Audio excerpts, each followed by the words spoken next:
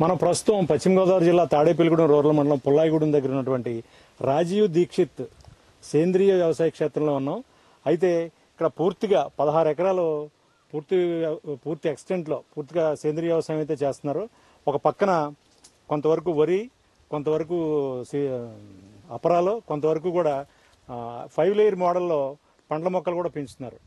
అయితే పూర్తిగా ఈ నాగలింగేశ్వర కపిల్ దేవ్ గారు ప్లస్ సాయిరామ్ గారు ఇద్దరు కలిసి, సాయిరామ్ గారు కూడా ప్రజెంట్ అయితే సాఫ్ట్వేర్లో పనిచేస్తున్నారు. సాఫ్ట్వేర్ ఉద్యోగం చేస్తూ కూడా ఈ వ్యవసాయంలో ఆయన పార్టిసిపేట్ చేస్తున్నారు. నాగలింగేశ్వర కపిల్ దేవ్ గారు అయితే మాత్రం పూర్తిగా సాఫ్ట్వేర్ ఉద్యోగానికి పూర్తిగా రిజైన్ చేసి పూర్తిగా సేంద్రీయ వ్యవసాయంలో అయితే ఆయన పూర్తిగా ఫుల్ టైం అందరికీ కూడా మంచి ఆరోగ్యకరమైనటువంటి ధాన్యాన్ని కానీ ఫ్రూట్స్ని కానీ అందించాలనే జయంతో వ్యవసాయ క్షేత్రంలో నుండి ఆ పనులన్నీ కూడా ఆయన పర్యవేక్షిస్తున్నారు. ముందుగా మనం ఈ సేంద్రీయ వ్యవసాయం ఎప్పటి నుంచి అయితే ప్రారంభించారో ముందు కపిల్ దేవ్ గారిని కనుక్కుందాం. కపిల్ దేవ్ గారు నమస్తే అండి. ఎంతకాలం నుంచి మీకు సేంద్రీయ వ్యవసాయం చేస్తున్నారు? అసలు మీకు ఈ ఐడియా ఎలా వచ్చింది? మీకు ఇంత మంచి ఆలోచన అయితే ఎలా పుట్టింది? ఇది 2017లో నుంచి మేము ప్రకృతి వ్యవసాయం మొదలు పెట్టామండి. ఇది మెయిన్గా నాకు స్ఫూర్తి ఏంటంటే, ప్రేరణ ఏంటంటే రాజీవ్ దీక్షిత్ గారండి. ఆయన యువతకి, నాలాంటి యువతకి ఏదో అమెరికా వెళ్ళిపోవాలి, లేదంటే ఎక్కడికో వెళ్ళిపోవాలి, లేదంటే ఏసీల్లోనే పనిచేయాలి, ఇదే క్లాసు అనే వాళ్ళకి భారతదేశం యొక్క గొప్పతనాన్ని ఆయన ప్రసంగాల ద్వారా ఆయన వినటం జరిగింది. నేను అప్పటి నుంచి కూడా భారతదేశం గొప్పతనం, మన భారతదేశానికి ఏదో ఒకటి చెయ్యాలి, మనం పుట్టామంటే ఊరికే సంపాదించేసి కాస్ట్లీ కార్లు కొనేసి లేదంటే ఆస్తులు కొనేసి పోతే దానివల్ల ఎవరికీ ఉపయోగం ఉండదు. మనం పుట్టామంటే దానికి మనం మళ్ళీ తిరిగి అనేది ఏదో ఒకటి ఇవ్వాలి అని చెప్పి ఆయన ప్రేరణతో మనం వ్యవసాయం అనేది మంచిది. ఇప్పుడున్న సిచ్యువేషన్లో ఆహారం కలుషితం అయిపోయింది బాగా. ఇటు చూసినా మధుమేహం, షుగర్లు, బీపీలు, తర్వాత ఏమో గుండె జబ్బులు, తర్వాత క్యాన్సర్లు. ఇప్పుడు క్యాన్సర్లు కూడా వచ్చేస్తున్నాయి. దీనికి రకరకాల కారణాలు ఉన్నాయి. మన లైఫ్ స్టైల్ ప్రాబ్లమ్స్ కానీ, లేదంటే మన పీల్చే గాలి నుంచి తినే ఆహారం వరకు అన్నీ కలుషితమైనవి. సో దీనివల్ల ఏంటంటే ఈ వ్యవసాయం వ్యాపకం ఎంచుకుంటే మనం పుట్టినందుకు ఒక అర్థం అనేది ఉంటుందని చెప్పి ఈ వ్యవసాయంలోకి అట్రాక్ట్ అయ్యి 2017లో పాలేకర్ గారి ప్రసంగం విని అప్పుడు వరితో మొదలు పెట్టడం జరిగిందండి. మీరు సాఫ్ట్వేర్లో నెలకు లక్షల జీతం వదిలి ఇక్కడ ఆవుల దగ్గర పనిచేస్తున్నారు, అలాగే కూలీలతో కలిసి పనిచేస్తున్నారు. ఒక్కొక్కసారి మీకు ఏమనిపిస్తూ ఉంటుంది అంటే లక్షల జీతం వస్తుంది కదా, ఆ జీతం నెలకి 2-3 లక్షల జీతం ఆగిపోతుంది ఒకేసారి. ఇప్పుడు దీంట్లో ఎంత వస్తుంది అనేది క్లారిటీ లేదు పూర్తిగా. దీని గురించి మీరు ఏమంటారు? అంటే ఆయన చెప్పింది నిజమేనండి. ఎందుకంటే మనకు లక్షల జీతం వదిలేసి మనం వ్యవసాయంలోకి వచ్చినప్పుడు మొదట్లో కొంచెం కష్టంగానే ఉంటుంది. కాకపోతే మన ప్రధాన ఎయిమ్ అనేది ఉండేది, మనకు మంచి ఆహారం ఇవ్వాలి, ఎలాగైనా మనం మంచి ఆహారం ఇవ్వాలి. ఆ లక్షలు అనేది తీసుకున్న తర్వాత ఎక్కడ ఉపయోగపడుతున్నాయి అంటే హాస్పిటల్కి ఎక్కువ ఖర్చు పెట్టుకుంటున్నాం. ఆ లక్షలు అనేది జేబుల్లో ఉండట్లేదు. ఎవరికో మళ్ళీ దాన్ని కార్లు కొనేయడం, లేదంటే ఏదో కాస్ట్లీ ఫోన్లు కొనేయడం అనేది జరుగుతుంది. కానీ ఆ లక్ష అనేది మనకి తిండి పెట్టదు.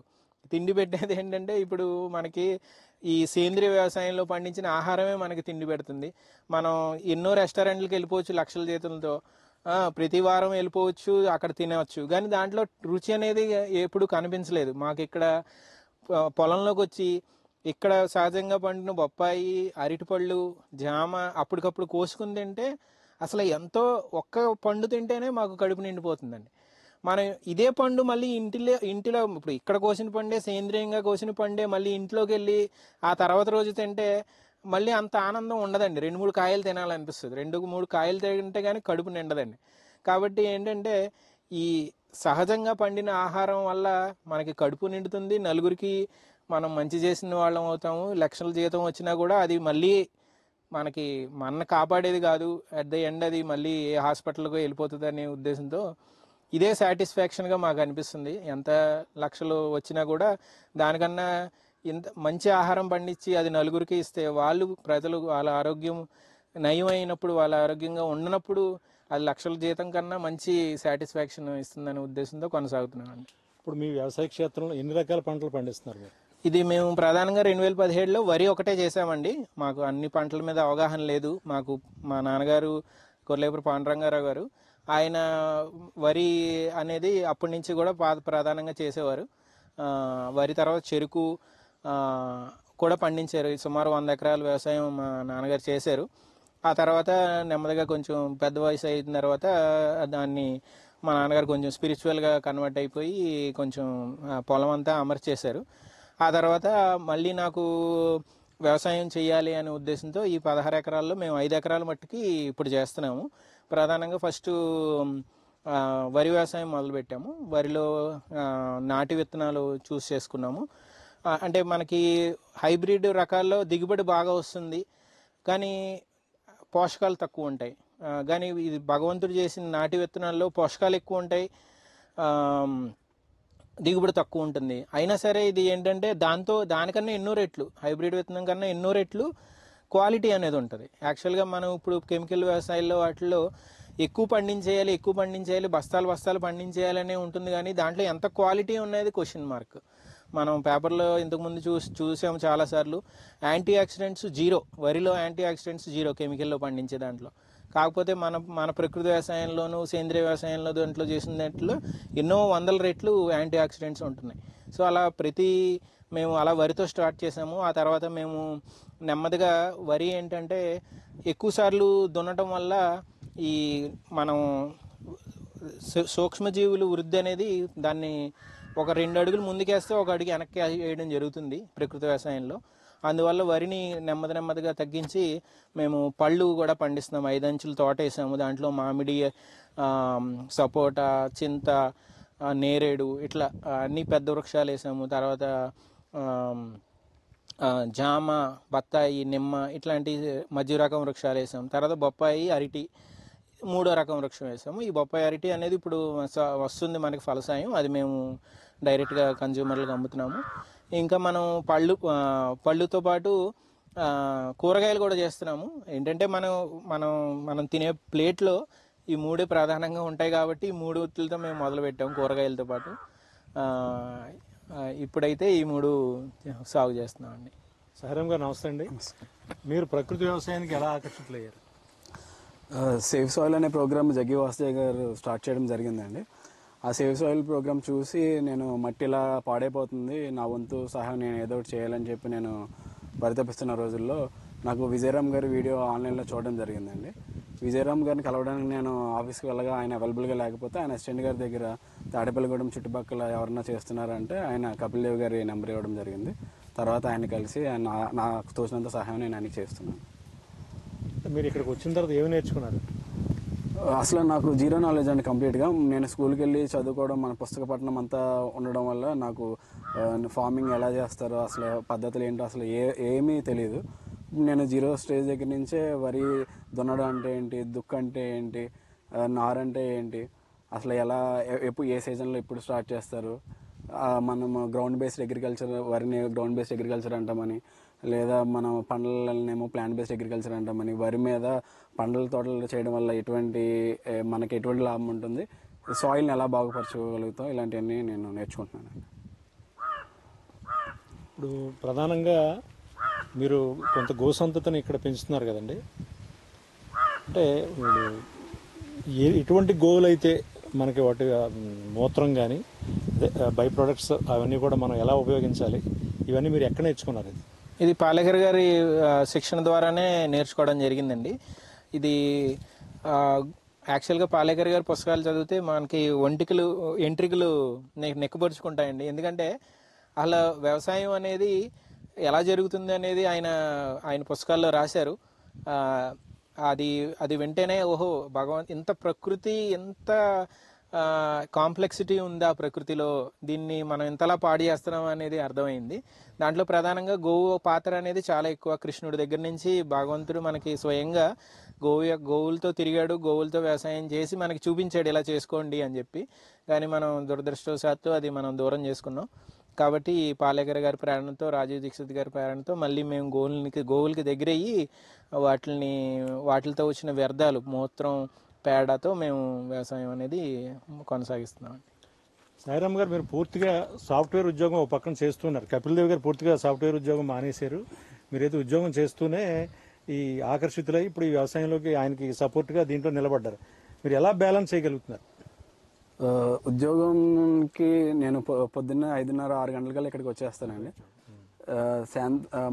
మధ్యాహ్నం 11 గంటల వరకు కూడా నేను కపిల్ దేవ్ గారికి నాకు వీలైనంత వరకు నేను సహాయపడతాను. దాని తర్వాత నేను స్టాండప్ కాల్కి 11:30, 12 గంటలకి అటెండ్ అయ్యి రాత్రి 9 గంటల వరకు వర్క్ చేసుకుంటానండి. పొద్దున మాటలు కపిల్ దేవ్ గారికి సహాయపడుతూ ఉంటాను. ఇప్పుడు పూర్తిగా మీరు సాఫ్ట్వేర్ ఉద్యోగాన్ని పక్కన పెట్టి పూర్తిగా సేంద్రీయ వ్యవసాయంలో గోవులను పెంచుతూ సేంద్రీయ వ్యవసాయం చేస్తున్నారు. మీకు 3-4 లక్షల శాలరీ వచ్చేది నెలకి.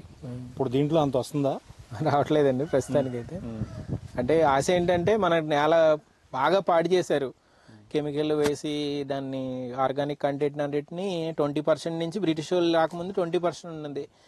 తర్వాత పోనీ మనం స్వాతంత్రం వచ్చిన తర్వాత కనీసం ఒక 2% అయినా ఉన్నది. అది మళ్ళీ మనం గ్రీన్ రెవల్యూషన్ తీసుకొచ్చాం. గ్రీన్ రెవల్యూషన్ అనేది మనిషిని కాపాడింది ఆ రోజుల్లో, అది తప్పనిసరి ఏమో మరి, కానీ రైతునైతే నాశనం చేసింది అది. అప్పుడు 2% ఉన్నది, ఇప్పుడు టెస్ట్ చేస్తే మా పొలాల్లో 0.1, 0.2% మట్టుకే ఉన్నది. అది మనం 2% తీసుకెళ్తే కనుక అట్లీస్ట్ ఇప్పుడున్న సైంటిస్టులు ఏం చెప్తున్నారంటే 2% తీసుకొస్తే మీరు మొక్క గింజ వేస్తే ఆ తర్వాత ఫలసాయం అనేది తీసుకోవడానికి మట్టుకే రావచ్చు. మధ్యలో మీరు ఏ పని చేయకపోయినా సరే ఫలసాయం ఇస్తుంది అని చెప్పేసి అంటారు ఇప్పుడు సైంటిస్టులు. మేమేంటంటే ఆ హోప్తో మనం ఖర్చు పెట్టిన తర్వాత తరాలకి మంచి ఆహారం ఇస్తాము. అలాగే మనం దీంట్లో కూడా సంపద మనం తినడానికి ఉండటానికి ఎటువంటి ప్రాబ్లం ఉండదు. మంచి ఆహారంతో మనం బతుకుతాము, అదే మనం పిల్లలకి ఇస్తాము అని, అదే ఆస్తి. మనం ఇచ్చేది లక్షల సంపాదన కాదు, మనం ఇచ్చేది మనం పండించిన ఆహారం. మనం వ్యవసాయం చేసి ఇంకో 10 మంది రైతుల్ని కన్వర్ట్ చేసి ఇదే ఆస్తి కింద తర్వాత తరాలకి ఇవ్వాలనే ఉద్దేశంతో ఉన్నామండి. ఇప్పుడు గతంలో హరిత విప్లవం, మీరు అంటే గ్రీన్ రెవల్యూషన్ వచ్చింది. అప్పటికి జనాభా సుమారుగా 40-50 కోట్లు ఇండియా జనాభా. ప్రపంచ జనాభా కూడా ఇంచుమించు తక్కువే ఉండొచ్చు. అయితే ఆహార పదార్థాలు సరిపోక వాటి దిగుబడి పెంచాలని చెప్పి ఉద్దేశంతో హరిత విప్లవం వచ్చింది. అయితే ఇప్పుడు 143 కోట్ల మంది అయ్యారు జనాభా ఇండియాకి. అలాగే ప్రపంచ జనాభా కూడా చాలా పెరిగింది. ఇంతమందికి ఆహార పదార్థాలు మనం అందించాలంటే ఇప్పుడు మనం సేంద్రీయ వ్యవసాయం ద్వారా ఎకరానికి 16 బస్తాల నుంచి 20 బస్తాలు అవుద్ది. 60 బస్తాలు అయ్యే దిగుబడిని కాదని చెప్పి 20 బస్తాల దిగుబడి వచ్చే వ్యవసాయంలో ఎలా సరిపోద్ది? మనకి ఇంతమంది జనాభాకి తిండి మనం సేంద్రీయ వ్యవసాయం ద్వారా తిండి పెట్టగలమా? ఇది సహజమేనండి. సతీష్ గారు అడిగిన ప్రశ్న సహజమే, ఇది అందరికీ వచ్చే డౌటే. కాకపోతే ఇక్కడ మనం 2 రకాలుగా చూడాలండి. ఇది క్వాంటిటీ, క్వాలిటీ అండి. ఇది ఏమవుతుందంటే మనకి మా రైతు యాక్చువల్గా మా దగ్గర కౌలుకి చేసే రైతు ప్రాక్టికల్గా జరిగిందండి. ఇది కౌలుకి రైతు చేసేవాడు, స్వర్ణ పండించుకునేవాడు, తను సొంతంగా పండించుకున్నాడు. తనకి మధుమేహం కూడా ఉంది, షుగర్ వ్యాధి కూడా ఉంది రైతుకే. ఇది 5-6 సార్లు తినేసేవాడండి అన్నం. 5-6 సార్లు తినేసినా కూడా ఇంకా ఆకలిగానే ఉండేదండి. తర్వాత మనం పండించడం మొదలుపెట్టిన తర్వాత ఒకసారి తీసుకున్నాడండి, శాంపిల్కి తీసుకున్నాడు. తీసుకుని తను తినడం మొదలెట్టాడండి. తినడం మొదలెడితే 3 సార్లుగా వచ్చేసాడండి తినడం అనేది. మన ఆహారం, తను తినే ఆహారం 3 సార్లుగా వచ్చేసింది. సేంద్రీయ ధాన్యం 3 సార్లుగా వచ్చేసిందండి. 3 సార్లకు కూడా ఇంకా తినాలి అన్నట్టు తింటున్నాడు 3 సార్లు, అంతేగాని ఆకలేసి కాదు. 2 సార్లకి సరిపోతుంది అది. కాబట్టి మీరు ఒక మనిషి 5-6 సార్లు తినే ఆహారం నుంచి ప్రకృతి వ్యవసాయంలో పండించిన ఆహారం 2 సార్లకే సరిపోతుంది. మా పొలంలో జరిగిన ప్రాక్టికల్ ఎగ్జాంపుల్. ఇంకా ఎగ్జాంపుల్స్ ఉన్నాయండి. ఏంటంటే మనం అమెరికన్ న్యూట్రిషన్ ఇన్స్టిట్యూట్ వాళ్ళు ప్రతి సంవత్సరం ఆహారాన్ని టెస్ట్ చేస్తారండి. వాళ్ళు ఇచ్చిన రిపోర్ట్ ప్రకారం 1950 సంవత్సరంలో ఒక యాపిల్లో ఉన్న ఐరన్ కంటెంట్ ఇప్పుడు 26 యాపిల్తో సమానం అండి, ఇప్పుడు పండించిన ఆహారం కెమికల్లో. అలాగే ఒక ఆరెంజ్లో విటమిన్ ఏ 8 ఆరెంజ్లతో సమానం అండి. అంటే ఇక్కడ క్వాలిటీ తగ్గిపోతుంది. క్వాలిటీ ఆహారం 60 బస్తాలలో మేబీ 16 బస్తాలు వచ్చే ఆహారం కూడా లేదు.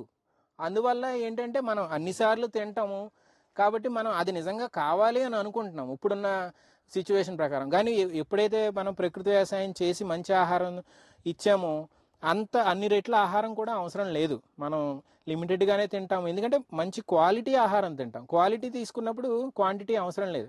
ఇందాక నేను ప్రస్తావించాను, నేను ఇక్కడ తింటే జామకాయ ఒకదాంతో కడుపు నిండిపోతుంది నాకు. మళ్ళీ అదే సేంద్రియంలో పండించిన జామకాయ మా ఇంటికి వెళ్ళి తింటే 2 జామకాయలు తినాల్సిన పని. అంటే ఏంటి, కోసిన దగ్గర నుంచి దాంట్లో ఉన్న పోషకాలు తగ్గుతూ వస్తాయి. ఫ్రెష్గా మనం కాయని ఇలా కోసుకుని కనుక తింటే దాంట్లో చాలా పుష్కలంగా పోషకాలు ఉంటాయి. అది వెంటనే తింటే ఆ పోషకాలన్నీ కూడా మనకి వెళ్తాయి. అదే కనుక మనం ట్రాన్స్పోర్ట్ అని అదని ఇదని దాన్ని కోల్డ్ స్టోరేజ్ చేసి అది చేసి ఇది చేసి దాన్ని ఎక్కడికో దూరంగా పట్టుకెళ్ళి తింటే కనుక దాంట్లో పోషకాలు తగ్గుతూనే ఉంటాయి. కాబట్టి ఏంటంటే మనం సేంద్రియ వ్యవసాయంలో క్వాలిటీ వస్తుంది. తర్వాత మన భారతదేశం అనేది సుసంపన్నమైన దేశము. అన్ని రకాల పంటలు పండించే ఇంచుమించు అన్ని ఏరియాల్లో అన్ని రకాల పంటలు పండిస్తాయి. ఎక్కడో చాలా తక్కువ పంటల మట్టుకు పండవు. యాపిల్ ఇక్కడ పండదు. కాబట్టి మనం తినాల్సిన అవసరం లేదు, ఎందుకంటే భగవంతుడు ఏ క్లైమేట్కి ఏ పంట పండాలో అక్కడ ఆల్రెడీ అది సెట్ చేశాడు. ఆ పంట తింటే సరిపోతుంది, మనం ఎక్కడి నుంచో ఇంపోర్ట్ చేసుకోవాల్సిన పని లేదు.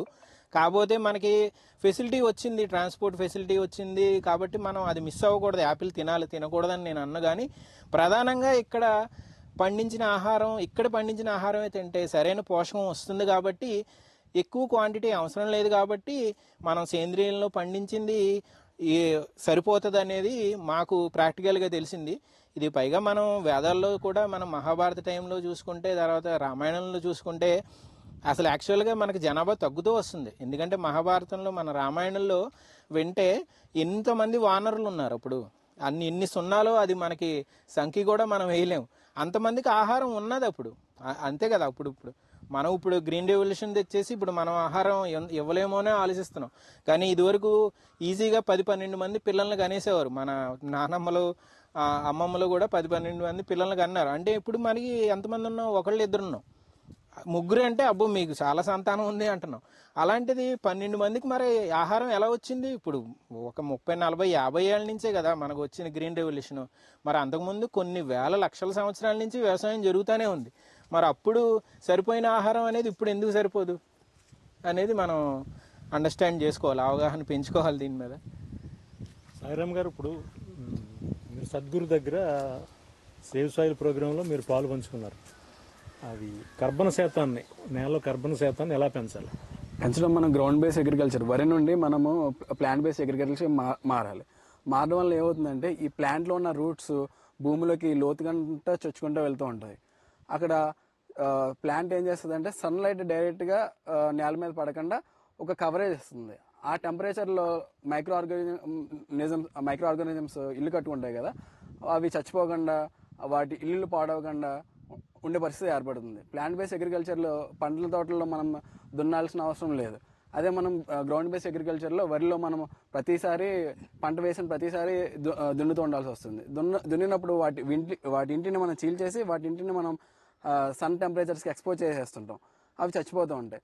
ఇప్పుడు మన భారతీయ సంస్కృతి ఏంటంటే నువ్వు బతుకు పక్కవాడిని బతికినవు. అలాగే నీ చుట్టూ ఉన్న లివింగ్ ఆర్గానిజమ్స్ అన్నీ బాగున్నప్పుడు సాయిల్ బాగుంటుంది. సాయిల్ బాగున్నప్పుడు నువ్వు బాగుంటావు. మనం అదే ఫార్ములాని ఫాలో అవ్వాలి. మీరు ఉన్నత విద్య చదివి ఒకేసారి మీరు లక్షల జీతాన్ని, నెలకి లక్షల జీతాన్ని వదిలిపెట్టేసి సేంద్రీయ వ్యవసాయంలోకి వచ్చారు. అంటే సమాజానికి మీరు ఇచ్చే సందేశం ఏంటి? అంటే మిగిలిన వాళ్ళని ఎలా ఆకర్షిస్తున్నారు? మీకు చాలా మంది యువకులు ఉన్నారు, ఇవాళ నిరుద్యోగం కూడా అలాగే ఉంది. వాళ్ళందరినీ వ్యవసాయంలోకి తీసుకురావాలంటే మనం ఏం చేయాలి? అవునండి, ఇది ప్రధానంగా ఇప్పుడు కలియుగం కాబట్టి దీంట్లో క్వాలిటీ వస్తుంది, నేల బాగుపడుతుంది, ఇవన్నీ కరెక్టే. కానీ కలియుగం కాబట్టి అందరూ ఎక్కువ మంది అట్రాక్ట్ అయ్యేది డబ్బు కోసం, పరపతి కోసం, దీనికే అట్రాక్ట్ అవుతారు. కాబట్టి మెయిన్గా ప్రధానంగా మేము అంటే ఇది జాబ్ చేస్తూ వ్యవసాయం ఒక 5-6 ఏళ్ళు మేము చేసాము. కాకపోతే ఏంటంటే మేము 2 పడవల మీద కాళ్ళు వేస్తున్నాం అనిపించింది. అటు జాబ్కి న్యాయం తక్కువ చేస్తున్నాము, ఇటు వ్యవసాయానికి తక్కువ చేస్తున్నాము అని చెప్పేసి అనిపించింది. మేము ఎవరి దగ్గరికైనా వెళ్ళి ఇది వ్యవసాయం చెయ్యండి అని రైతులను మారమనటానికి మాకు ధైర్యం చాలట్లేదు. ఎందుకంటే అది మాకు వచ్చే దిగుబడులు తక్కువ అవుతున్నాయి కాబట్టి, మా జేబులోంచి పడుతున్నాయి కాబట్టి మాకు ఆ ధైర్యం చాలట్లేదు. అందువల్ల ఏంటంటే మేము ఇది బాగా చేసి ఇంకా ముందుకు తీసుకెళ్ళి దీంట్లో ప్రాఫిటబిలిటీ చూపించి మంచి క్వాలిటీ ఆహారం ఇచ్చి ఇంకా 10 మందిని రైతుల్ని కన్వర్ట్ చేస్తామని ఈ ముందు మనం ప్రాఫిటబిలిటీ సంపాదించడానికే నేను జాబ్ వదిలేయడం జరిగింది. ఈ వ్యవసాయంలో ప్రాఫిటబిలిటీ చూపించి సస్టైనబుల్గా అంటే ఇప్పుడు వ్యవసాయం ఎలా ఉందంటే అండి, ప్రత్యేకించి ఆర్చిడ్స్ అంటే పళ్ళ రకాల్లో బొప్పాయి ఉంది. బొప్పాయిలో మనం 1,00,000 దాకా పెట్టుబడి పెడుతున్నాడు రైతు, వచ్చేది ఒక 3 లక్షల దాకా వస్తుంది. అది ఎట్లా ఉందంటే ఆ 3 లక్షలు లాటరీ పద్ధతి అనమాట. 3 లక్షలు వస్తే బ్రహ్మాండం, లేదంటే 1,00,000 కూడా పోతుంది అనమాట. అలాగే తయారైపోయింది ఇప్పుడు వ్యవసాయం, కెమికల్ వ్యవసాయం అనేది, గ్రీన్ రెవల్యూషన్. ఇప్పుడు ఈ వ్యవసాయంలో మేము చూస్తున్నాం 5 అంచుల తోటలో ఇది ఎలాగ ఉందంటే మాకు ఒకేసారి దిగుబడి ఇవ్వదు. ఇది అంచులంచులుగా మాకు దిగుబడి ఇస్తుంది. మామూలుగా 1/2 ఎకరం ఉంటుంది మా బొప్పాయి తోట. 1/2 ఎకరం బొప్పాయి తోటలోంచి మామూలు కెమికల్ వాళ్ళు అయితే మినిమం ఒక 10 టన్నులు అయితే దిగుబడి తీస్తారు. మాకు 1/2 ఎకరానికి మాకు 5 టన్నులు వచ్చింది. ఇప్పటికీ 1 సంవత్సరంన్నర అయింది. ఇంకా మా తోట లైవ్లీగానే ఉంది, ఇంకా అది కాస్తుంది అనేది మాకు కాన్ఫిడెన్స్ ఉంది. కాబట్టి మాకు 5 టన్నులు ఇచ్చింది ఆహారం. కానీ ఈ 5 టన్నులు మాకు గ్యారంటీ, ఇది కంపల్సరీగా మాకు 5 టన్నులు ఇచ్చింది. అది కానీ వాళ్ళకి ఆ గ్యారంటీ లేదండి. సో ఏంటంటే ఈ వ్యవసాయంలో ఏంటంటే గ్యారంటీ ఎక్కువ ఉంది, క్వాలిటీ ఉంది. క్వాలిటీతో పాటు ఇంకోటి ఏంటంటే ఈ కస్టమర్స్ మన అందరూ కరోనా వచ్చింది, మనం ఆరోగ్యం పాడైపోయింది. కాబట్టి అందరూ కూడా మాకు సేంద్రియం పంటలు కావాలి, సేంద్రియం అడగండి, సేంద్రియం పంటలే కావాలి అని అడగండి. కొంతమంది రైతుల్ని తయారు చేయండి. ఒక ఫ్యామిలీ ఫార్మర్ని అడాప్ట్ చేసుకోండి మీరు. అంటే మనం ఇప్పుడు దాకా ఫ్యామిలీ డాక్టర్ దగ్గరికి వెళ్ళాము. మనం ఫ్యామిలీ డాక్టర్ గారి దగ్గర నుంచి ఒక ఫ్యామిలీ ఫార్మర్ దగ్గరికి మారితే ఏంటంటే మనం ఫార్మర్కి సపోర్ట్ చేసిన వాళ్ళం అవుతాం, ల్యాండ్ బాగు చేసిన వాళ్ళం అవుతాం, అన్నిటికంటే ప్రధానం మీ ఆరోగ్యం బాగు చేసిన వాళ్ళు అవుతామండి. మనం డిమాండ్ ఎక్కువ ఉన్నప్పుడే మనకి సప్లై చేయడానికి కూడా అవకాశం ఉంటుంది. ఆ సప్లై చేయడానికి ఆటోమేటిక్గా రైతు పుట్టుకొస్తాడు. నాకు పర్లేదు, నేను బయట డిపార్ట్మెంట్ స్టోర్లో కొనుక్కొని తినేస్తూ ఉంటాను, సేంద్రియం అవసరం లేదు అనుకుంటే అది ఎప్పటికీ అలానే ఉంటుంది. మన పిల్లల ఆహారం మన పిల్లల ఆరోగ్యం మన చేతిలోనే ఉంటుంది. ఇదే మనకి మారవలసిన సమయం. ఎందుకంటే 2045 వచ్చేసరికి మనం సరైన ఆహారాన్ని పండించుకోవడానికి భూమిలో ఆర్గానిక్ కంటెంట్ లేదు. ఇప్పుడు కానీ మనం నిర్లక్ష్యం చేసామంటే మన చేయి జారిపోయినట్టే. సాయిరామ్ గారు, మీకు వివాహం అయిందా? రీసెంట్గా అయింది. ఇప్పుడు మీ భార్య కానీ, మీ స్నేహితులు కానీ, మీ తల్లిదండ్రులు కానీ, అంటే మీరు ఫుల్ టైము ఉద్యోగంలో ఉన్నారు, అంటే కొంతవరకు ఈ సేంద్రీయ వ్యవసాయానికి ఆకర్షితులే వచ్చారు. మీ వెనకాల సపోర్ట్ ఎలా ఉంది? నేను ఇందులో నాకు వెనకాల వేరే ఆధారం లేదండి, వేరే ఫైనాన్షియల్ ఆధారం లేదు. సో తప్పగా నేను ఉద్యోగం చేస్తున్నాను. ఇది ఆకర్షితం కంటే నేను చెప్పేది ఏంటంటే అవసరం. ప్రస్తుతం ఇప్పుడు నాకు రీసెంట్గా బాబు పుట్టాడు. ఇప్పుడు వాడికి నేను ఏది పడితే అది పెట్టడం కంటే వాడికి ముందు నేను ఆరోగ్యం ఇవ్వాలి. దాని తర్వాత వాడి ఆరోగ్యం ఉన్నప్పుడు వాడి తెలివితేటలు ఆటోమేటిక్గా వస్తాయి. ఆ తెలివితేటలతో వాడు ఏదో ఒకటి చేసుకుని బతుకుతాడు. నేను ఆ డబ్బు కంటే ముందు ఆరోగ్యానికి ఇంపార్టెన్స్ ఇవ్వడానికి నేను నా భార్యకి కానీ నా తల్లిదండ్రులు కానీ నేను మెల్లగా ఒప్పించుకోవడం జరుగుతుంది. వాళ్ళ దగ్గర అయితే ప్రస్తుతం రెసిడెన్స్ అయితే ఉంది, కానీ నేను వాళ్ళని మెల్లగా ఒప్పిస్తున్నాను. ఇందులో కూడా మనం సంపాదించగలుగుతామని చెప్పి. ఇప్పుడు మనం గ్రౌండ్ బేస్డ్ అగ్రికల్చర్ నుంచి ప్లాంట్ బేస్డ్ అగ్రికల్చర్ మారినప్పుడు ఈ ప్లాంట్ రూట్స్ డీప్గా ఎర్త్లోకి వెళ్ళడం వల్ల ఏమవుతుందంటే ఎర్త్కి వాటర్ని హోల్డ్ చేసే కెపాసిటీ పెరుగుతుంది. ఇప్పుడు మనం వరి పంట అయితే మనం రివర్స్లో వరి పంటకి నీరు ఇవ్వాల్సి ఉంటుంది. కానీ ఇప్పుడు మనం ప్లాంట్ బేస్డ్ అగ్రికల్చర్ మారినప్పుడు ఈ రూట్స్ ద్వారా గ్రౌండ్ వాటర్ లెవెల్ పెరిగి మనం ఏదైతే నదులు అంతరించిపోతున్నాయో వాటికి మళ్ళీ మనం రివైవ్ చేయగలుగుతాం. అది ఉపయోగం ఉంది. తద్వారా మనకి భూతాపం కూడా తగ్గుతుంది. ముందు మనం సాయిల్ని ఫిక్స్ చేస్తే మొత్తం ఎన్విరాన్మెంటల్ ఇష్యూస్ అన్నీ ఫిక్స్ అవుతాయి. సో ముందు మనం అందరం సాయిల్ సేవ్ చేయాలి. ఈ చివరిగా మనం అడిగేది ఏంటంటే ప్రార్థన ఏంటంటే అందరికీ కూడా సాయిరామ్ గారు కూడా చెప్పారు, ఇది అవసరం ఇప్పుడు. ఎందుకంటే 2045కి ఇంకా ఆర్గానిక్ కంటెంట్ తగ్గిపోతూ ఉంది. మనం ఇప్పుడే కనుక ఈ సేంద్రియం వైపు అడుగులు వేయకపోతే మనకు ఆహారం దొరకటమే కష్టం అవుతుంది. మేము ఒకేసారి ఇప్పుడు మేము ప్రయత్నిస్తూ ఉంటే రైతుల దగ్గరికి వెళ్ళి సేంద్రియం చేయండి అని అడిగితే వాళ్ళు ఇప్పుడు చేసే పరిస్థితి తక్కువ ఉంది. ఎందుకంటే వెంటనే చేసినప్పుడు ఒక 2-3 ఏళ్ళైనా అది పడుతుంది మంచి సరైన ప్రాఫిటబిలిటీ రావాలి అంటే. అందువల్ల ఏంటంటే వాళ్ళు రెడీగా లేరు, సేంద్రియానికి మారటానికి రెడీగా లేరు. మేము అడిగేది ఏంటంటే మన ప్రజలందరినీ కూడా మీరు పోనీ సేంద్రియ ఉత్పత్తులు అటుంచి ఉన్న మీకు దొరికినంత సేంద్రియ ఉత్పత్తులు కొనుక్కోండి, ఇబ్బంది లేదు. కాకపోతే ఏంటంటే మా ప్రార్థన ఏంటంటే మీరు కొంతమంది రైతుల్ని డైరెక్ట్గా మీ కాంటాక్ట్లో పెట్టుకుని మీకు ఏం కావాలంటే అది, మీరు వరి కావాలంటే వరి, ఆ రైతు సౌలభ్యాన్ని బట్టి వరి పండిస్తానంటే వరి పండించుకోండి మీరు. తర్వాత ఏమో కందులు కావాలంటే కందులు, లేదంటే పెసర్లు కావాలంటే పెసర్లు, లేదంటే పళ్ళ రకాలు, లేదంటే కూరగాయలు మీకు మీరు పండించుకునేలాగా రైతుల్ని మీరు అప్రోచ్ అవ్వండి. అప్రోచ్ అయ్యి ఆయన సౌలభ్యాన్ని బట్టి ఒక రైతు కాకపోతే ఇంకొక 4-5 రైతులు, ఒక అపార్ట్మెంట్ అసోసియేషన్ అందరూ కలిసి మీరు ఒక 4-5 రైతులని మీకు కావాల్సిన ఉత్పత్తులను బట్టి వెతుక్కుని లేదంటే మమ్మల్ని సంప్రదించండి, మేము మీకు దానికి సహాయం చేస్తాం. ఆ వెతుక్కుని ఆ పంటలు మీరు దగ్గరుండి పండించుకుంటే దీనివల్ల లాభం ఏంటంటే ముందుగా పోస్ట్ హార్వెస్ట్ కెమికలైజేషన్ అంటే పొల్యూషన్ తగ్గుతుంది. ఈ పోస్ట్ హార్వెస్ట్ కెమికలైజేషన్ అంటే పొల్యూషన్ ఏంటంటే మేము మొన్న మీటింగ్కి వెళ్ళినప్పుడు ఒక ఆయన చెప్తున్నాడు, కర్నూలు సోలం మసూరి రైస్ పండిస్తారు కర్నూలు వాళ్ళు ఏం చెప్తున్నారంటే రైతు దగ్గర పండించేటప్పుడు జరిగే పొల్యూషన్ అంటే ఎరువులు, పురుగు మందులు ఇవన్నీ ఒక ఎత్తు అయితే అయిపోయిన తర్వాత అది ఇది మన ప్రొడక్షన్ అంతా కూడా ఈ వరి అంతా బియ్యం రూపంలో మనం దాచాలి కదా, గిడ్డంకుల్లో స్టోరేజ్ పెట్టాలి కదా. ఆ స్టోరేజ్ పెట్టేటప్పుడు విపరీతమైన కెమికల్ కొడతారంటండి. కాబట్టి ఇన్ని రకాలుగా మన ఆహారం అనేది పొల్యూట్ అవుతుంది. మన క్యాన్సర్లు రాక ఇంకేమొస్తాయండి? ఒక విషయం ఏంటంటే ఇప్పటిదాకా క్యాన్సర్ రాలేదు అంటే కనుక మనం చేసుకున్న పుణ్యం అనుకోవాలి, అంత దారుణంగా కెమికల్ జరుగుతుంది. ఇంకోటి ఏంటంటే నేను అసలు రీసెంట్గా విన్నాను, కరివేపాకులో అసలు విపరీతమైన కెమికల్స్ కొడతారంటండి. అది నాకు తెలిసి ఆశ్చర్యపోయాను నేను. మేము కరివేపాకు పండిద్దాం అనుకుంటే కరివేపాకు ఏం పండిస్తాంలే, అది ఆకే కదా అని లైట్గా తీసుకుంటే ఒక ఆయన చెప్పాడు అనమాట, కరివేపాకులో కొట్టినన్ని కెమికల్స్ దేంట్లో కొట్టరు అని. కాబట్టి మీరు డైరెక్ట్గా కనుక రైతుల్ని అడాప్ట్ చేసుకుని రైతుల చేత పండించుకోగలిగితే మీరు ఆ పోస్ట్ హార్వెస్టింగ్ పొల్యూషన్ అనేది తగ్గించుకునే వాళ్ళు అవుతారు. తర్వాత మేము గమనించింది ఏంటంటే రైతు తనకు తాను పండించుకునేది లేదంటే తన చుట్టుప్రక్కల తన చుట్టాలకి తెలుసున్న వాళ్ళకి పండిస్తున్నప్పుడు గుళికలు వేయడు.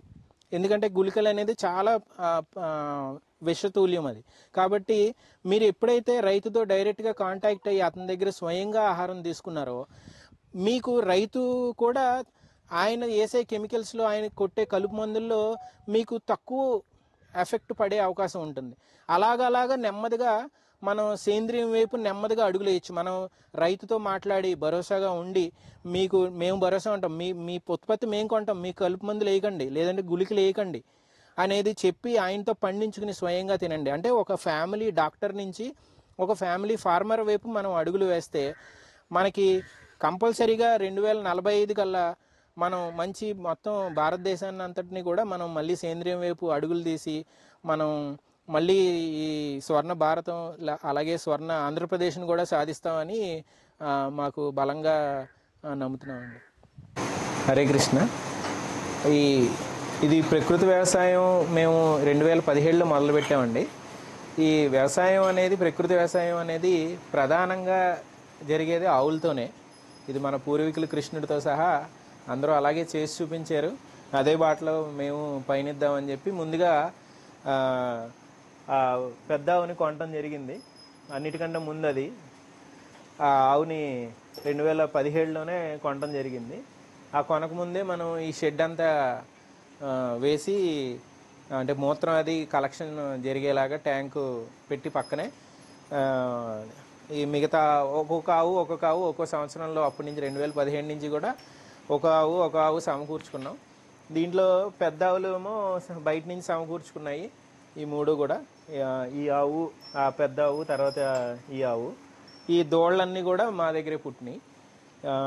అంటే మనం పెయ్యదోళ్లే ఉంచుతున్నాము, గెత్తదోళ్ళు తీసేస్తున్నాము. ఎందుకంటే గెత్తదోట వ్యవసాయం మనం దున్నే పని లేకపోవడం వల్ల. ఇది రీసెంట్గా ఏంటంటే ఈ మాకు అంటే పొట్టిగా పుట్టింది. ఇది చాలా అందంగా ఉండటం వల్ల దానికి పేరు కూడా పెట్టాము లలిత అని. లంపీ వచ్చింది, దానికి లంపీ కూడా తగ్గింది ఇప్పుడు.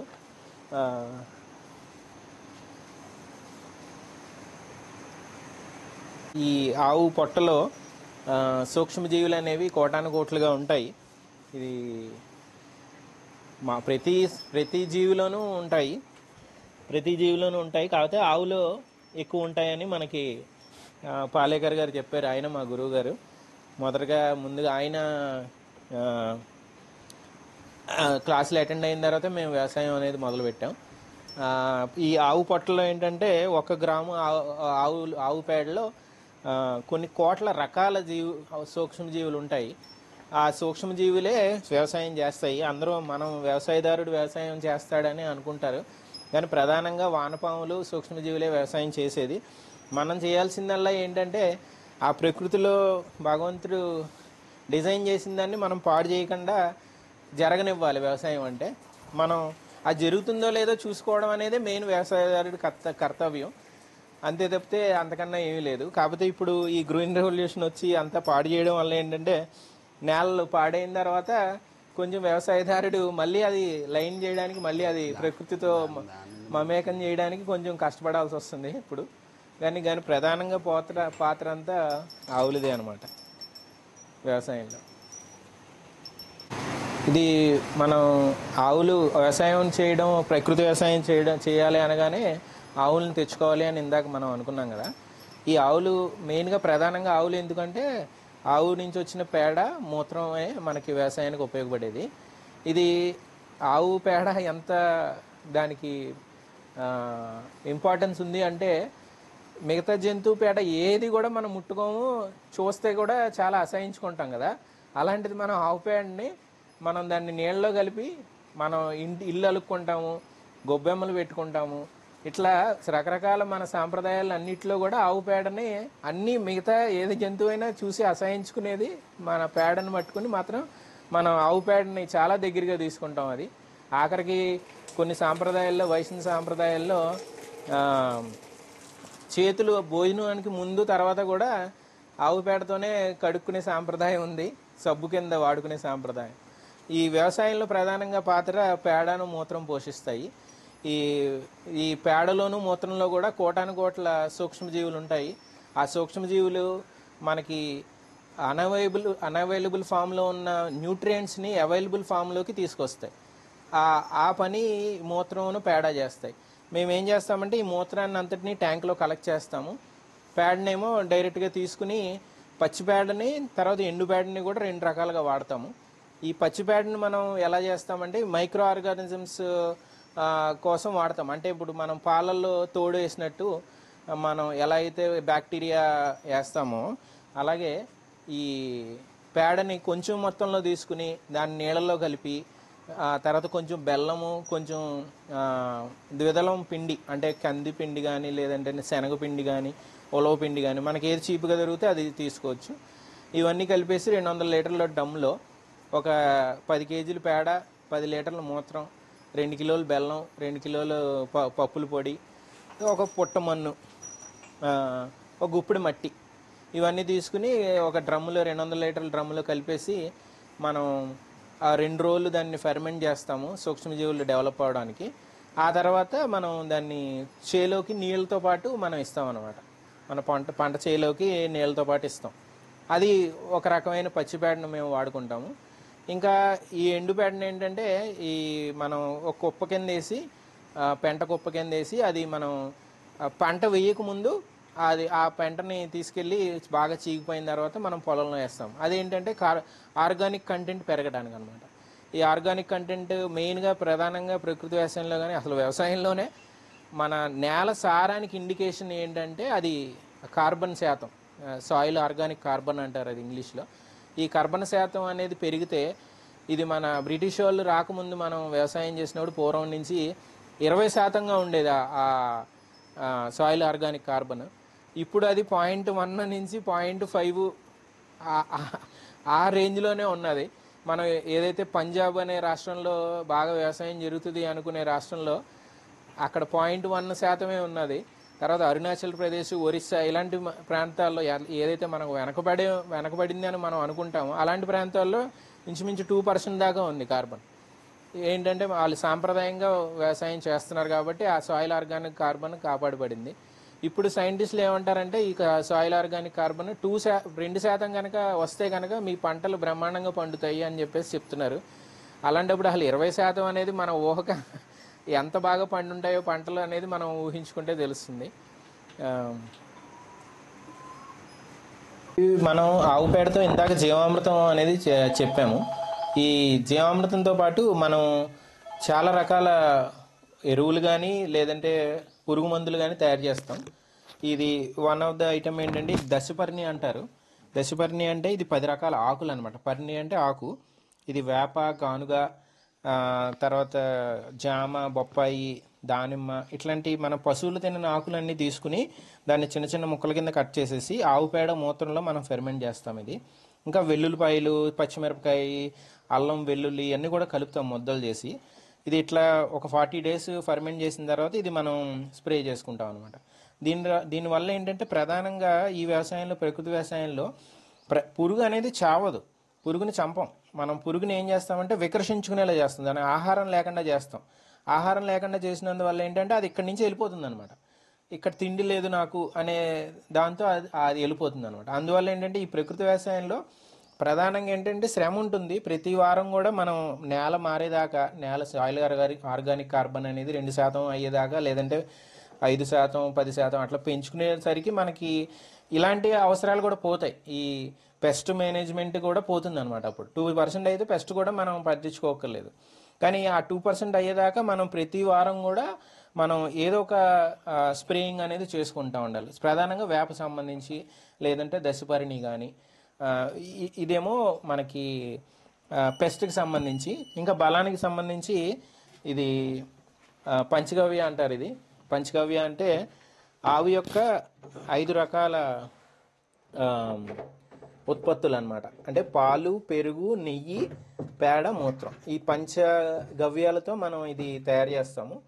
ఇంకా బూడిద గుమ్మడికాయ రసం అని, తర్వాత కొబ్బరి నీళ్ళు, ఇట్లా మనకి ఏదైతే మనకు పోషకాలు ఎక్కువ వస్తాయి, ఎక్కువ మనం మానవుడు పోషకాలు ఎక్కువ ఉండే ఆహారాన్ని అన్నింటినీ కూడా దీంట్లో కలిపి ఇది బలం కింద ఈ వాడతాం. ఇది పంచగవ్య అనేది. ఈ పంచగవ్య మనకి ఏంటంటే జనరల్గా మనకి పంట యొక్క కాపు స్థితిలో కొడతాం. ఇది పిచికారీ చేస్తాము. కాపు స్థితిలో కనుక మనం పిచికారీ చేస్తే కాయ సైజు, షైనింగ్, రుచి కూడా చాలా బాగా వస్తుంది. మేము గమనించాము.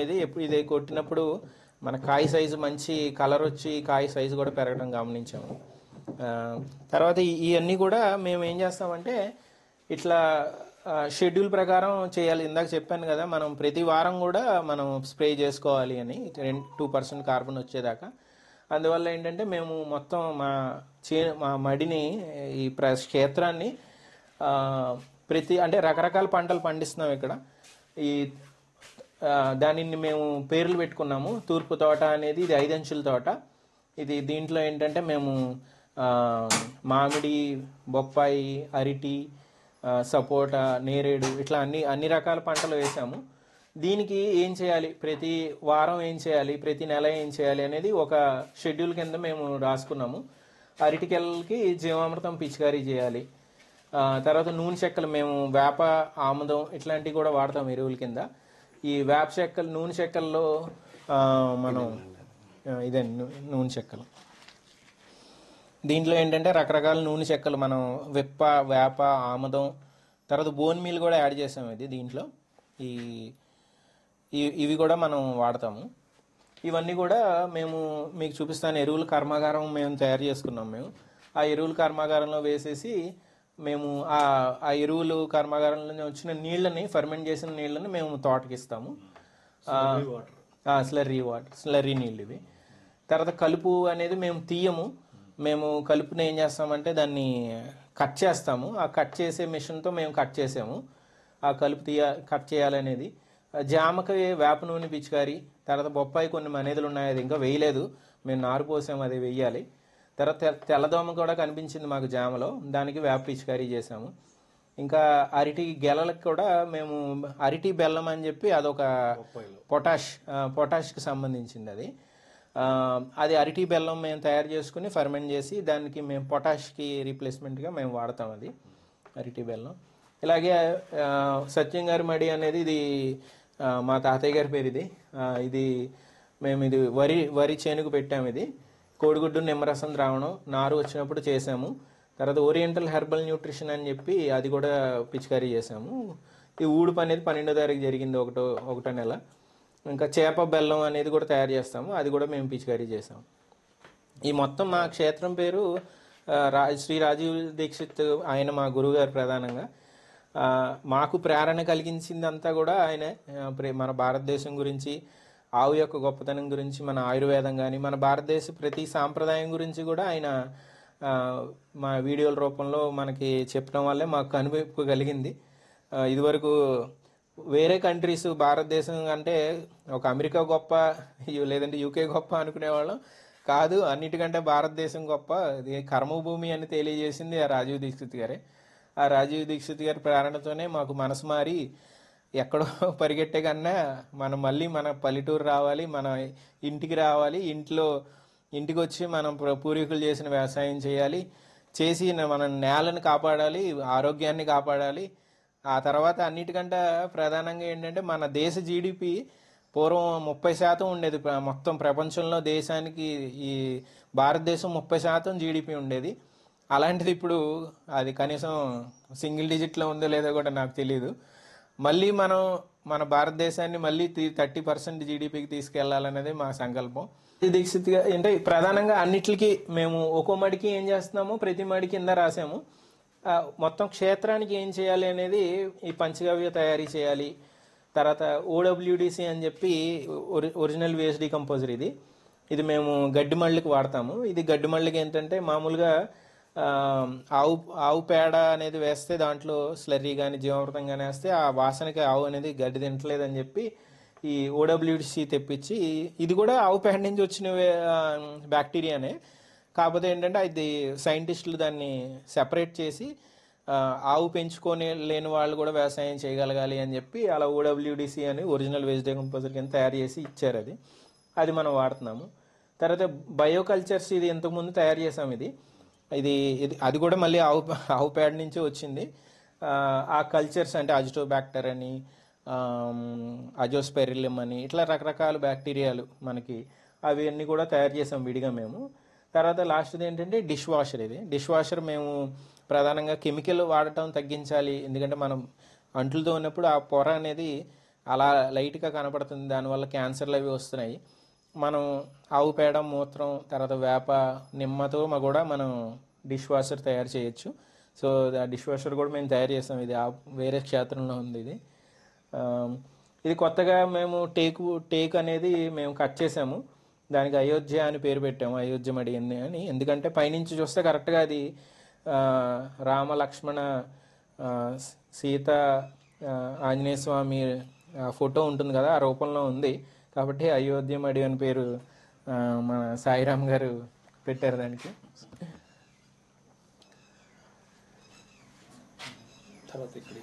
ఇది తరచుగా చేసే పనులు ఇవి. అంటే ప్రతి ఇది వీక్లీ ప్రోగ్రామ్. ఇది వీక్లీ ఏంటంటే మేము ఏం చేయాలో అవన్నీ, తూర్పు తోటకి ఏం చేయాలి, అయోధ్యకి ఏం చేయాలి, సత్యం మడికి ఏం చేయాలి, ఇంకా కామధేను అనేది ఇవి గడ్డివి. మాకు గడ్డి మళ్ళీకి కామధేను అని పేరు పెట్టుకున్నాం. గడ్డికి ఏం చేయాలి ప్రతి వారం షెడ్యూల్. సోమవారం తూర్పు తోటకి చేస్తాము, అయోధ్యకి బుధవారం చేస్తాము, అట్లా సత్యం మడికి శుక్రవారం చేస్తాం, కామధేనుకు ఆదివారం చేస్తాం. పిచికారీలు కానీ లేదంటే జీవామృతం కానీ పెట్టడం. ఏంటంటే మేము గమనించింది ఏంటంటే ఆ 200 లీటర్లు ఒక ఎకరానికని మనకి నేర్చుకున్నాము, పాలేకర్ గారి సబ్జెక్టులో నేర్చుకున్నాము. కాకపోతే అది మనం వ్యవసాయం చేసేటప్పుడు మన ప్రాంతానికి, మన నేలకి కొన్ని మార్పులు చేర్పులు ఉంటాయి. అదేంటంటే మేము గమనించింది ఏంటంటే ఆ 200 లీటర్లు చాలట్లేదు, నేల మారటానికి అది చాలట్లేదు, ఆ సూక్ష్మజీవులు చాలట్లేదు అనమాట. మేము ఎలా గమనించామంటే ఆవు పేడ, మనం షెడ్ కడిగిన నీళ్ళని మనం వరి చేనులోకి వదిలేమన్నమాట. వరి చేనులోకి వదిలితే ఎక్కడైతే ఆ నీళ్ళు వెళ్తున్నాయో అక్కడ మంచి బ్రహ్మాండంగా సాయిల్ కన్వర్ట్ అయిపోతుంది. మిగతా చోట్ల అంత ఫాస్ట్గా కన్వర్షన్ లేదు. సో మేము గమనించింది ఏంటంటే అప్పుడు 200 లీటర్లు ఏమాత్రం సరిపోవట్లేదు, మన నేల ఇంకా ఎక్కువ పాడైపోయింది అని చెప్పి ఏం ఆలోచన చేసామంటే ఇంకా ఎక్కువ క్వాంటిటీ ఇవ్వాలి మన సూక్ష్మజీవుల్ని మన నేలకి.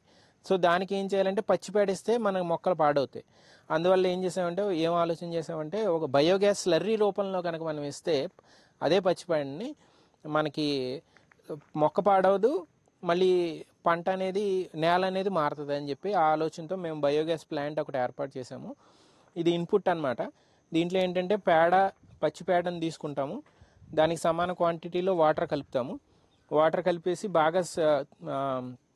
బాగా కలిపేసి గడ్డి పరకలన్నీ ఏరేసి ఆ తర్వాత కింద మూత తీసేస్తాము. ఈ మూత తీసేస్తే ఈ సెకండ్ ట్యాంక్లోకి కిందకి వెళ్ళిపోతుంది.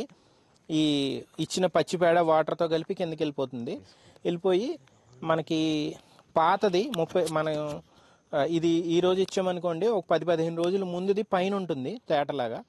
ఆ తేట అంతా తీసుకెళ్ళి 3వ ట్యాంక్లో పడిపోతుంది. అది స్లర్రీగా, ఇది స్లర్రీ ట్యాంక్ అనమాట మొత్తం. ఈ అక్కడ మీరు కనిపిస్తుంది కదా పైపు, ఆ పైప్ ద్వారా ఆ ట్యాంక్లోంచి మనం సపోజ్ 100 లీటర్ల నీళ్లు పేడలో కల్పిస్తే అదే 100 లీటర్లు పాతది, అంటే ఎరువు కింద తయారైపోయింది స్లర్రీ అనేది, ఈ ట్యాంక్లో పడిపోతుంది. ఈ ట్యాంక్లోంచి మనం ఏం చేస్తామంటే ఒక మడ్ పంప్ వేసాము. దీంట్లో మడ్ పంప్ అంటే మనం కాలమ్స్ కొట్టినప్పుడు వాడతారు, అది మనకి మట్టి నీళ్లు బయటకు వచ్చేసేది. ఆ మడ్ పంపుని మనం జనరల్గా ఏంటంటే ఇది ఫిల్టర్ చేసుకుని మనం ఎందుకంటే డ్రిప్లో కానీ ఏదైనా ఇస్తే ఫిల్టర్ చేసుకుని ఇవ్వాలి. మనం ఫిల్టర్ చేసుకుని ఇవ్వడం అనేది, ఫిల్టరింగ్ అనేది చాలా కష్టం అవుతుంది. అందువల్ల ఏం చేసామంటే మడ్ పంప్ పెట్టాము దీంట్లో. ఈ మడ్ పంప్ పెట్టడం వల్ల ఏంటంటే ఈ స్లర్రీతో పాటు, అంటే సాలిడ్ ఉన్నా కానీ లాగేస్తుంది ఆ వాటర్, సాలిడ్ ఇదంతా పేడ, ఈ స్లర్రీ అంతా కూడా ఏమవుతుందంటే మనం 4 అంగుళాల మోటార్ బోరు పైపుల్లోకి కలిపేసాం. బోరు పైపులో కలిపేయడం వల్ల ఏంటంటే మనం ఇదివరకు 200 లీటర్లు అనుకునేది ఇప్పుడు 2000 లీటర్లో కూడా మనం జస్ట్ కరెంట్ ద్వారా చాలా సునాయాసంగా వెళ్ళిపోతుంది అనమాట. సో దీనివల్ల మేము గమనించింది ఏంటంటే వితిన్ 2 క్రాప్స్లో మాకు బ్రహ్మాండంగా సాయిల్ కన్వర్ట్ అయిపోయింది. సాయిల్ అనేది బ్రౌనిష్ అయింది. మనం యాక్చువల్గా మాకు ఇదివరకు నడిచినప్పుడు వరిసేలో కాలు దిగేది కాదు, అలాంటిది ఇప్పుడు కాలు లోపలికి వెళ్ళిపోతుంది అనమాట. సో అంత బాగా కన్వర్షన్ అయితే జరిగింది. ఈ స్లర్రీ 1000 లీటర్లు ఇవ్వడం వల్ల మనకి నేల అనేది ఇంప్రూవ్మెంట్ అయితే కనిపించింది బాగా. ఇది మీరు చూస్తుంది, ఇది వరి పొలం. ఇది వరి పొలం ప్రకృతి వ్యవసాయంలో చేస్తున్నది. ఈ విత్తనం పేరు నాటిది, ఇది సునహరి. ఇదేంటంటే మనకి భారతదేశంలో మహాభారతం టైంలో 5 లక్షల విత్తనాలు ఉండేవి మన దగ్గర. పూర్వం నుంచి రైతులు కాపాడుకుంటూ వచ్చేవి 5 లక్షల రకాల విత్తనాలే వరిలో మట్టికి 5 లక్షలు ఉండేవి. నవారా అని చెప్పి, సునహరి, బహురూపి, మా పిళ్ళై సాంబా, అంటే ఒక స్పెషాలిటీ అనమాట. నవారా ఉందంటే మనకి షుగర్కి బాగా పనిచేస్తుంది, షుగర్ తగ్గడానికి, మోకాళ్ళ నొప్పులకి బాగా పనిచేస్తుంది. తర్వాత మా పిళ్ళై సాంబా అంటే వీరి కణాలు పెరగడానికి బాగా పనిచేస్తుంది. ఇట్లా ఒక్కోదానికి చిన్నపిల్లలకి ఒక రకం, కండ పుష్టికి ఒక రకం, గర్భిణీ స్త్రీలకి సులువుగా ప్రసవం రావడానికి ఒక రకం, అట్లా రకరకాల విత్తనాలు మన పూర్వం వ్యవసాయదారులు అందరూ కూడా కలెక్ట్ చేసుకుంటూ వచ్చారు. అది మహాభారతం టైంలో 5 లక్షలు ఉంది. ఇప్పుడైతే అయితే 5000 రకాలు ఉన్నాయి. అది కూడా మనం వెనకబడిన ప్రాంతం అంటాం కదా, ఒడిస్సా, అరుణాచల్ ప్రదేశ్ ఇట్లాంటి ప్రాంతాల్లో కాపాడుకుంటా మొత్తం మీద ఇప్పుడు ఒక 5000 రకాలని మనం కాపాడగలిగాం. అందులో ఒక రకం అన్నమాట ఇది సునహరి అని. మేము సునహరి, బహురూపి 2 చేస్తున్నాము వ్యవసాయం. మా జేయంలో భాగంగా మంచి ఆహారం ఇవ్వాలి ప్రజలకి అనే జేయంలో భాగంగా మెయిన్గా మనకి వరే కదా ఎక్కువ తినేది, బియ్యం తింటాము. కాబట్టి మేము వరి కూడా పండిస్తున్నాము. దీంట్లో కూడా మనం స్లర్రీ వాటర్ ఇస్తాము. స్లర్రీ వాటర్, తర్వాత వేపపిండి, ఆముదం పిండి, వేపపిండి, తర్వాత ఏమో చేప బెల్లం ద్రావణం పిచికారీ అది చేస్తాం దీంట్లో. ఇది మనం వచ్చింది ఏంటంటే ఇది 5 అంచుల తోట అంటారు. ఇదేంటంటే మన అడవి నమూనాలా ఉంటుంది. ఒక రైతుకి ప్రతి కాలంలోనూ కూడా ఏదో ఒక పండు లేదంటే కూరగాయ అందించడానికి తయారు చేసిన మోడల్ ఇది పాలేకర్ గారి చేత.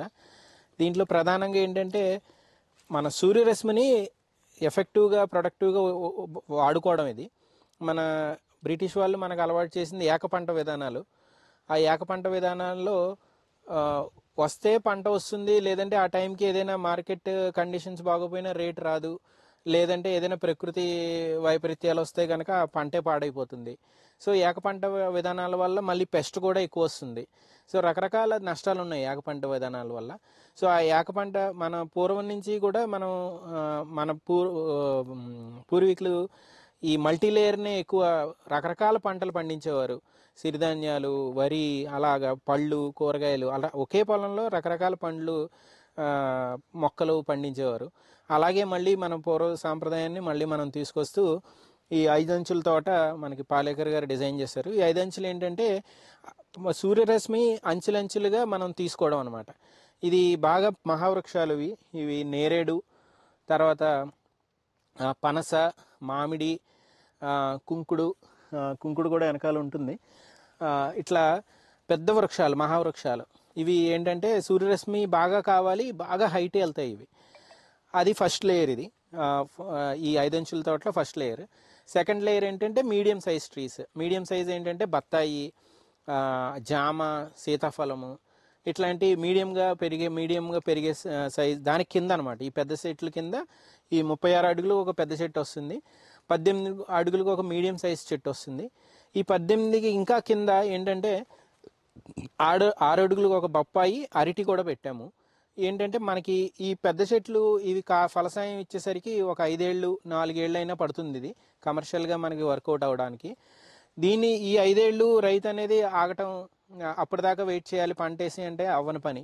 కాబట్టి మనం ఎలాగైతే ఉద్యోగికి నెల నెల జీతం వస్తుంది, తర్వాత సంవత్సరం ఒక బోనస్ వస్తుంది, తర్వాత రిటైర్ అయిన తర్వాత పెన్షన్ వస్తుంది, ఎలా అయితే వస్తున్నాయో మిగతా వ్యాపకాల్లో, అలాగే వ్యవసాయదారుడికి కూడా ఈ 5 అంచుల తోట అనేది అంచులంచులుగా మనకి ఆదాయాన్ని ఇస్తుంది.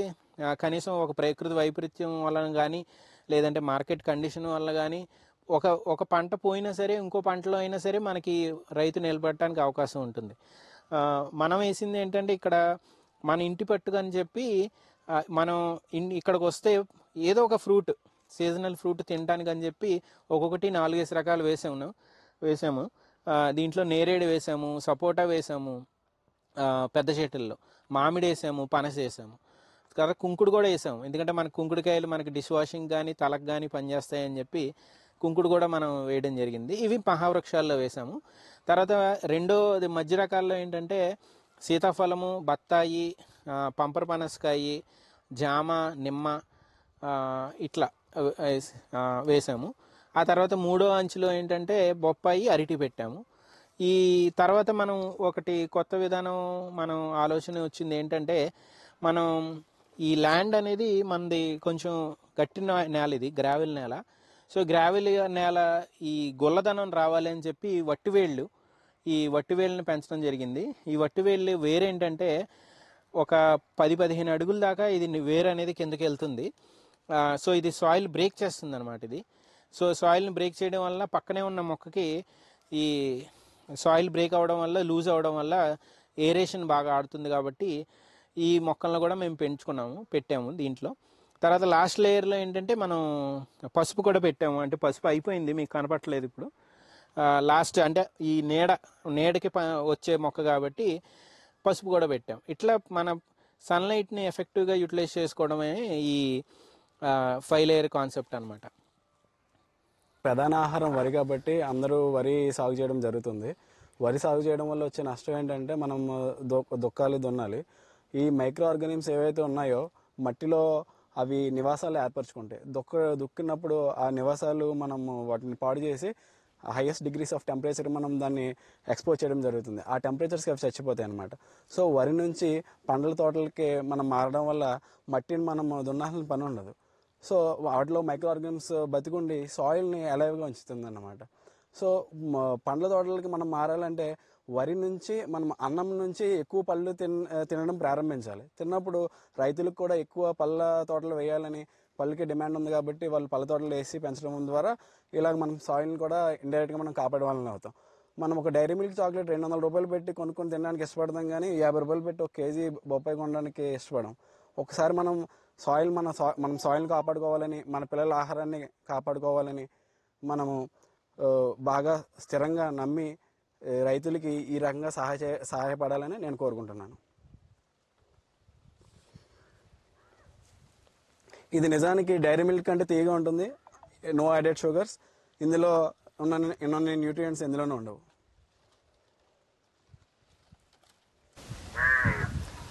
పూర్తిగా మానవుడు పుట్టినప్పటి నుంచి కూడా వేటకే బయలుదేరి జంతువులను వేటాడి ఆహారంగా తినేవాడు.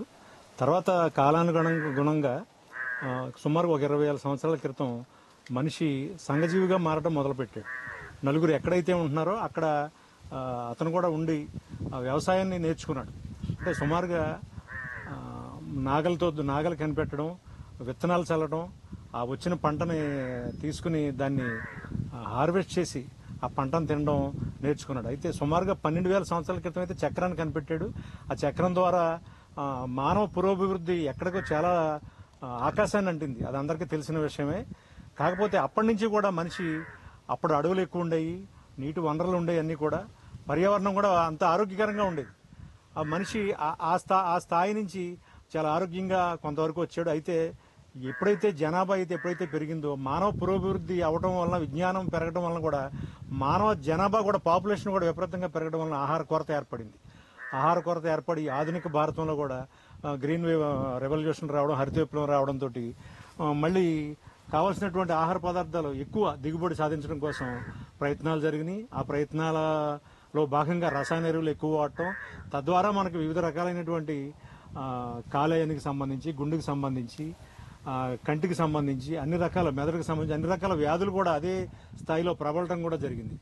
అయితే మళ్ళీ మనిషి మేల్కొంటున్నాడు ఈ మధ్యనే సేంద్రీయ వ్యవసాయం వైపు. గ్రీన్ విప్లవ రెవల్యూషన్కి ముందు ఏదైతే జరిగిందో వ్యవసాయం, గోసంపద ద్వారా ఎటువంటి సుసంపన్నం అయితే జరిగిందో అటువైపు మళ్ళీ మనిషి అడుగులు వేయటం మొదలుపెట్టాడు. ఈ మధ్య విపరీతమైనటువంటి ఉద్యోగ కొరత కూడా భారతదేశంలో ఉంది కదా. అనుకున్న చదువు అయితే చదువుతున్నారు కానీ ఎవరికి కూడా ఉద్యోగాలు అయితే సరైన స్థాయిలో దొరకడం లేదు. చాలా ఇబ్బందులు అయితే పడుతున్నారు. ప్రతి యువకుడు కూడా సేంద్రీయ వ్యవసాయం వైపు వచ్చి, చాలా అవకాశాలు ఉన్నాయి వ్యవసాయంలో. చాలా అంటే ప్రభుత్వం కూడా దీనివైపు దృష్టి సారించింది. సేంద్రీయ వ్యవసాయాన్ని కూడా ప్రోత్సహిస్తుంది. ప్రతి రాష్ట్రం కూడా సేంద్రీయ వ్యవసాయానికి సర్టిఫికేషన్స్ కూడా ఇస్తున్నారు. మీరు సేంద్రీయ వ్యవసాయం కింద మారి కొంతగా 5-6 ఏళ్ళు సేంద్రీయ వ్యవసాయం చేస్తే మీ భూమిలోకి వచ్చి వాళ్ళు చెక్ చేసి నేల సారాన్ని, కర్బన శాతాన్ని పరిశీలించి వాళ్ళ సర్టిఫికేషన్ ఇవ్వడం జరుగుతుంది. తద్వారా మనం పండించే నాణ్యమైనటువంటి దిగుబడిని మంచి రేటుకి అమ్ముకోవడం, తద్వారా మనం ఉపాధి పొందడం అనేది జరుగుతుంది. కాబట్టి ఏంటంటే కపిల్ దేవ్ గారు కానీ సాయిరామ్ గారు కూడా యుక్త వయసులో ఉన్నారు. ఇద్దరు కూడా ఈ వయసులో వాళ్ళు టైంని కానీ, సమయాన్ని కానీ, వాళ్ళ ఉద్యోగాలను కానీ త్యాగం చేసి ఫ్యామిలీని కూడా కొంతకాలం పక్కన పెట్టి సేంద్రీయ వ్యవసాయం వైపు వచ్చారు. వారు మంచి సందేశం ఇచ్చారు. కపిల్ దేవ్ గారు అయితే ఈ సేంద్రీయ వ్యవసాయాన్ని ఎలా చేయాలి, గో సంపద ఎలా మనం సంరక్షించుకోవాలని చెప్పారు. సాయిరామ్ గారు అయితే నేలలో కర్బన శాతాన్ని ఎలా పెంచారు, నీటి వనరులు ఎలా పెంచుకోవాలని కూడా సాయిరామ్ గారు చెప్పారు. భవిష్యత్తులో యువకులందరూ కూడా, ప్రతి ఒక్కరూ కూడా ఈ సేంద్రీయ వ్యవసాయం వైపు వచ్చి అందరూ కూడా ఉపాధి పొంది మన దేశాన్ని కానీ, మన ప్రపంచాన్ని, మనం నివసించే భూమిని కాపాడుకుని అందరం కూడా ఆరోగ్యమే మహాభాగ్యం అనే విషయాన్ని మనం నిలబెట్టుకోవాలని చెప్పి కోరుతున్నాను.